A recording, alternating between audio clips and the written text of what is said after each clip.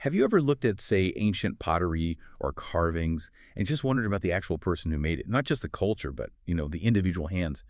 Today, we're doing just that. We're peeling back maybe 2,000 years more to look at an ancient mystery, uncovering details hidden until now.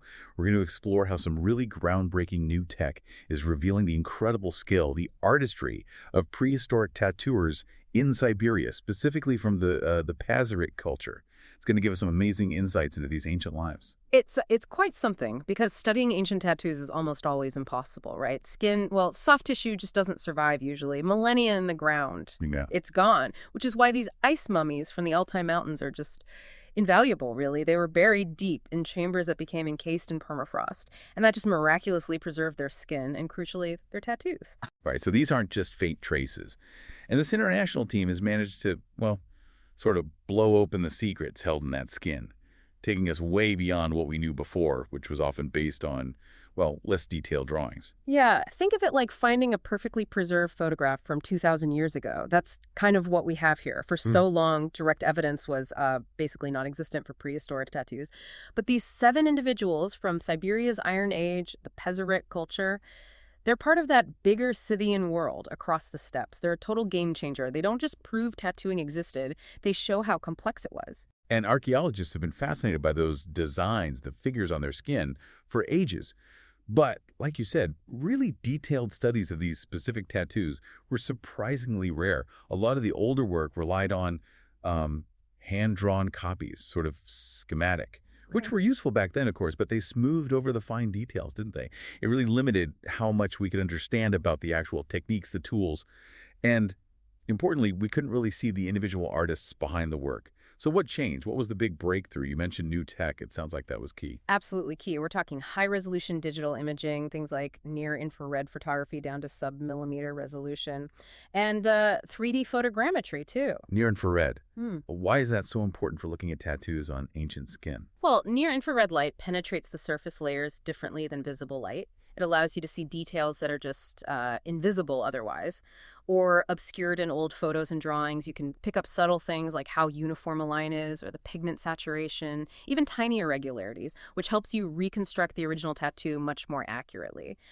But what's really cool here, I think, is that the archaeologists didn't just rely on the machines. They actually teamed up with modern tattoo artists. Oh, that's fascinating. Bringing in contemporary practitioners, what did the modern tattooers add? What could they see?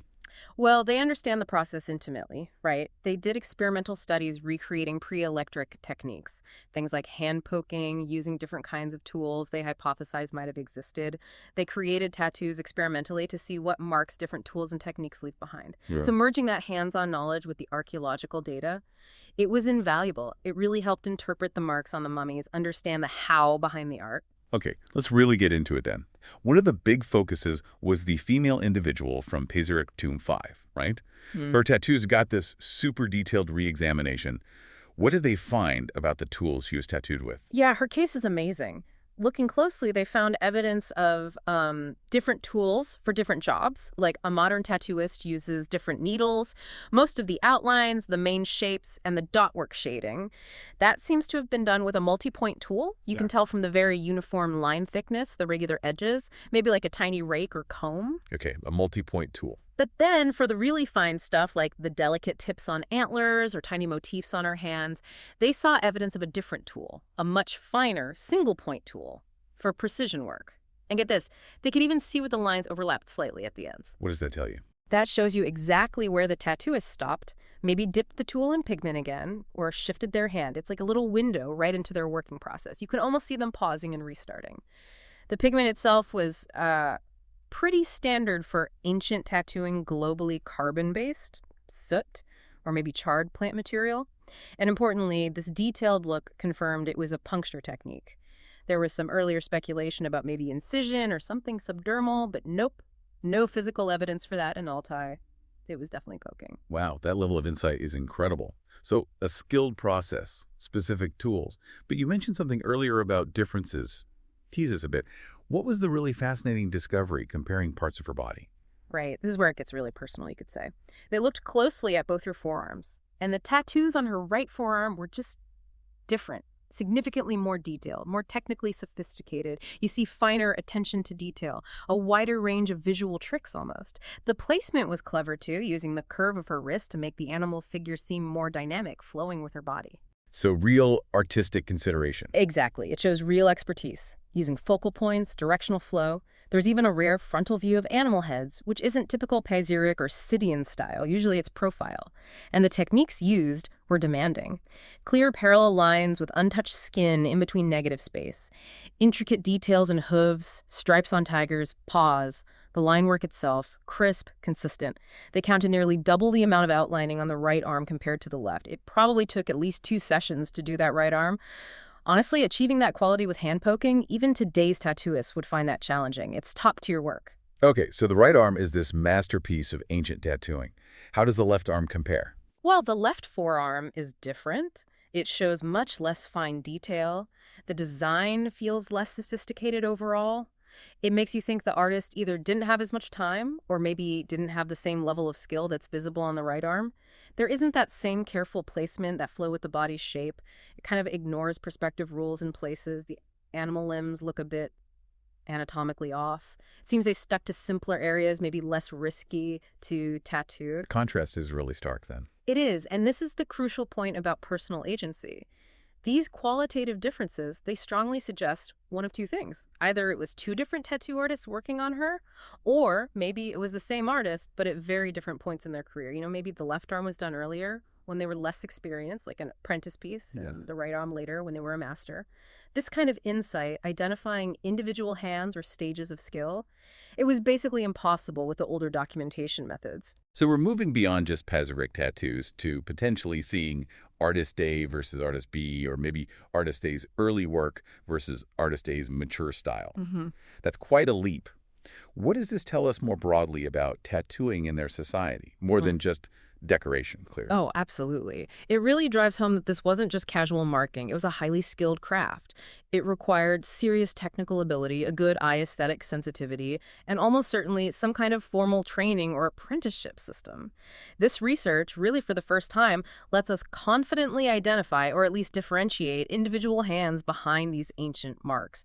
It shows these prehistoric tattooers in Siberia. Well, they weren't so different from modern professional tattoo artists in terms of skill and specialization. And does it hint at the social role? Was it planned or more spontaneous? The evidence points towards a very structured and deliberate approach. It seems like the way bodies were tattooed was built up over a person's lifetime, planned out, intentional, which suggests the tattoos carried significant meaning within their society. But interestingly, there's a twist regarding the afterlife. They found some tattoos had been cut and sutured closed after death. Sutured? Why? Well, the interpretation is that the function of the tattoo, its social or spiritual power, whatever it was, it ended when the person died.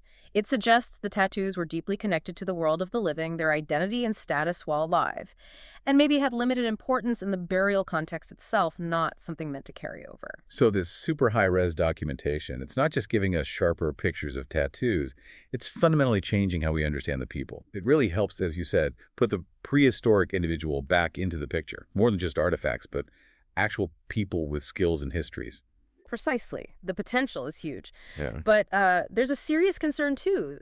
These sites, these ice mummies, are incredibly rare and fragile, and the permafrost that preserved them, it's thawing because of climate change. We're literally in a race against time to study and protect these sites before they're lost forever. That's a sobering thought. Makes this work even more critical. So, thinking about all this, what really stands out to you, listening right now, the idea of these individual artists, their hands working over 2,000 years ago, creating something so detailed, so personal. It really closes that gap across time, doesn't it? It really does. This kind of deep dive, it shows us more than just art. It shows us this deep human drive for expression, for mastering a craft that just echoes across millennia. And it leaves you wondering, doesn't it? What other hidden stories, what other individual lives from the deep past are waiting just under the surface, waiting for the right technology, the right questions, the right collaborations to let us connect with them in ways we maybe never imagined before.